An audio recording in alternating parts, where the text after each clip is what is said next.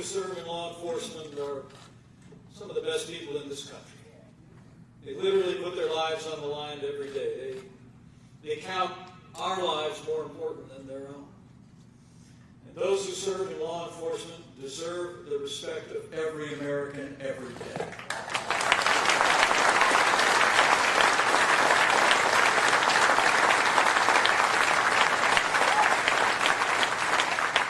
Tragically, this weekend, we all witnessed another round of attacks on those who wear the uniform. 2 brave sheriff's deputies in Los Angeles were literally shot in cold blood, while some stood on the street corner opposite of the incident and laughed. And we're actually told that protesters gathered outside the hospital and chanted, "We hope they die." You know, one of those sheriff's deputies, I learned, is a mother of a 6-year-old. The other sheriff's deputy is just 24 years old. They were both on the job for less than a year. And I want to tell them and their families and all those who love and cherish our law enforcement that we are so glad to hear they are on the road to recovery. They will remain in our hearts and our lives.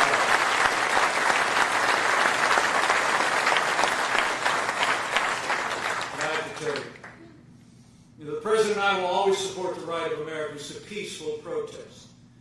But rioting and looting is not peaceful protest. Burning businesses is not free speech. Bringing violence against innocent civilians or those in law enforcement must stop, and it must stop now.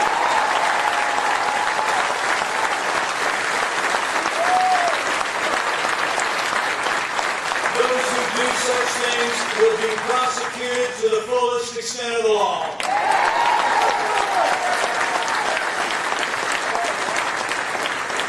And you've seen this president's leadership up close, not far from here. When rioting and looting broke out in Kenosha, Wisconsin, President Trump sent in 200 federal law enforcement officers, worked with your courageous state and local law enforcement, and ended the violence.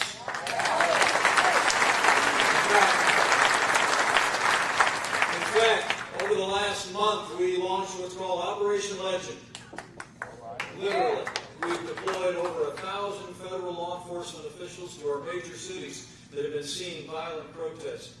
As we stand here today, working with state and local law enforcement officials, I'm proud to report they've made over 2,000 arrests of violent protesters.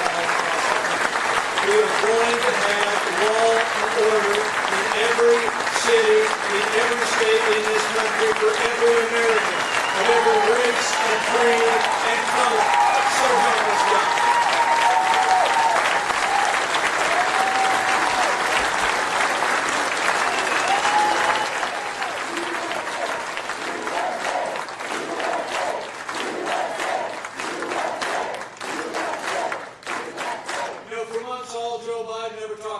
Peaceful protesters.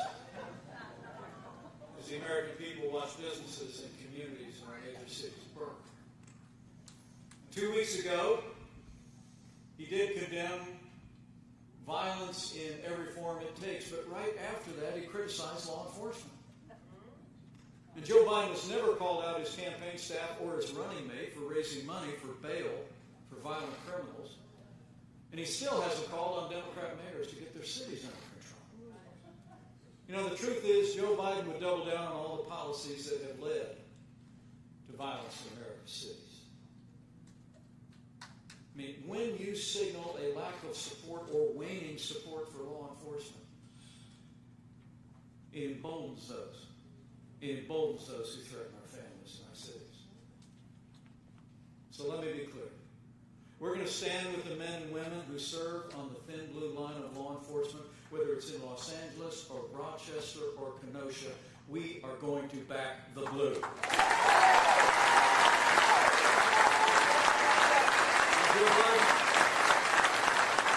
Biden says that America is systemically racist, and that law enforcement, in his words, has a, quote, implicit bias against minorities. When asked whether he'd support cutting funding to law enforcement, Joe Biden actually replied, quote, yes, Absolutely. But under this president, this vice president, and this administration, I'll make you a promise. We're not going to defund the police, not now, not ever.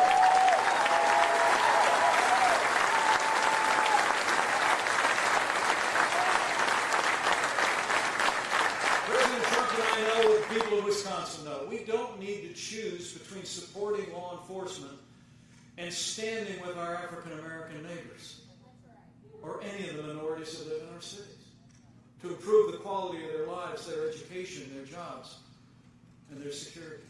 From the first day of this administration, we have stood with law enforcement. We have expanded opportunities for African Americans. We have done both for 3.5 years. We're going to do both for 4 more years in a row.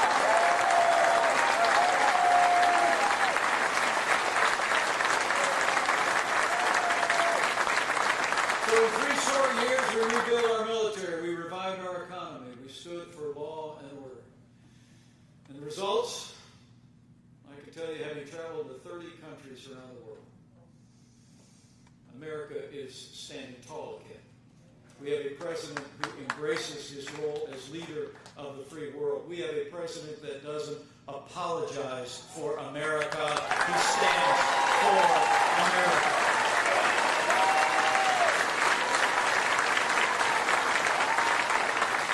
America is respected again. Our liberties are more secure. And in those first 3 years, it's also been about jobs, jobs, jobs. It's amazing to think. After we cut taxes, rolled back regulation, unleashed American energy, and negotiated better trade deals, businesses large and small created more than 7 million good-paying jobs all across this country. And wages rose at their fastest pace in more than 10 years.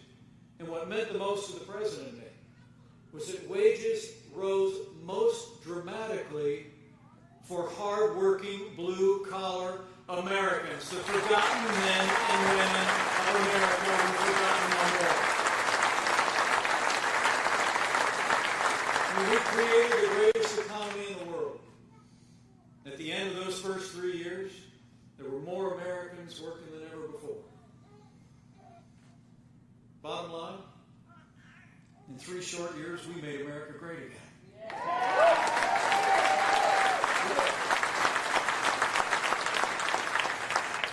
And then the coronavirus struck from China. And the people of Wisconsin deserve to know that before the very first documented case of community transmission within our country, President Trump did what no other American president had ever done. He suspended all travel from China. He put the health of America first. Now, Joe Biden called that xenophobic. The truth is, I can tell you firsthand, having led the White House Coronavirus Task Force, that action alone saved untold American lives, and it bought us invaluable time to stand up the greatest national mobilization since World War II. At the President's direction, we marshaled not only the full resources of the federal government, but the full potential of the American economy. We reinvented testing where we literally have done more testing than any nation in the world by a factor of 5. We're doing 800,000 tests a day. We saw to the delivery and the manufacture of billions of medical supplies to our doctors and nurses and hospitals, and no American who required a ventilator was ever denied a ventilator in the United States of America.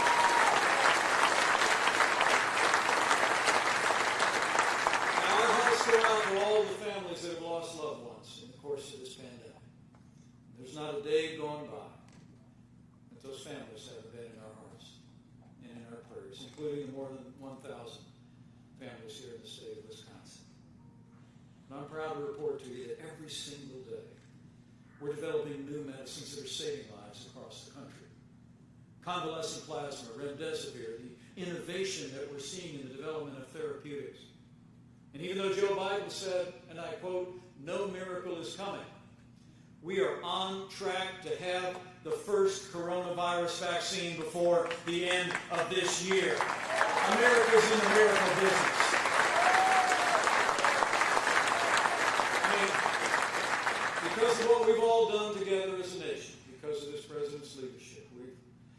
We're slowing the spread. We're protecting the vulnerable. We're saving lives and developing life-saving medicines. And in the midst of this pandemic, this president's also worked with leaders in the Congress, including Congressman Stein. And we secured more than $4 trillion in support, direct aid to American families, and a paycheck protection program that saved 50 million American jobs. Now, we're going to continue to put the health of America first because of the strong foundation that we poured in those first 3 years. And with the unprecedented aid that we were able to provide to families and businesses, large and small, after losing 22 million jobs at the height of this pandemic, we've seen 10.6 million Americans already go back to work, including 200,000 people right here in Wisconsin.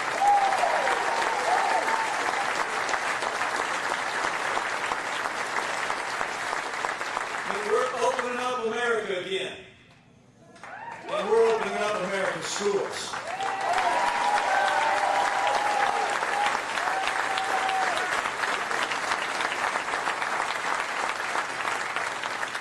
We're going to get there, Wisconsin. We're going to get there together. And I want to commend each and every one of you for the role that you played in these challenging times. You know, we've gone through a time of testing. But as I like to say, we're soon coming to a time for choosing. 50 days from today, the American people have a choice to make. As President Trump said in Michigan just a couple of days ago, and I quote, "At no time before has there been a clearer choice between the two parties. Two visions, two philosophies, two agendas for the future. Truth is, Joe Biden has put forward the most extreme platform of any major party candidate in U.S. history. In the middle of a global pandemic, Joe Biden wants to raise taxes by $4 trillion. Your president, we cut taxes across the board for working families, and we're going to keep cutting taxes for 4 more years. Joe Biden wants to bury our economy under an avalanche of red tape like his own version of the Green New Deal. You know, the only thing green about the Green New Deal is how much green it's going to cost all of us if they ever sign it into law. This president, he actually signed more laws cutting federal red tape than any president in American history already, and we're going to keep chopping red tape to create jobs for 4 years to come.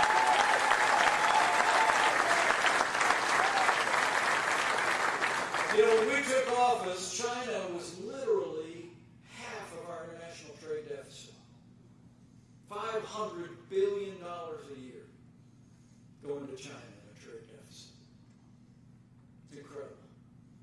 President Trump made it clear that the era of economic surrender was over. Joe Biden, he's been a cheerleader for communist China throughout his career. He actually wants to repeal all the tariffs that are leveling the playing field today for American workers. I'll make you a promise. President Trump hasn't just stood up to China. We're going to keep standing up to China until they open their markets and put American workers on a level playing field. If the American workers are on a level playing field, we can win anywhere in the world.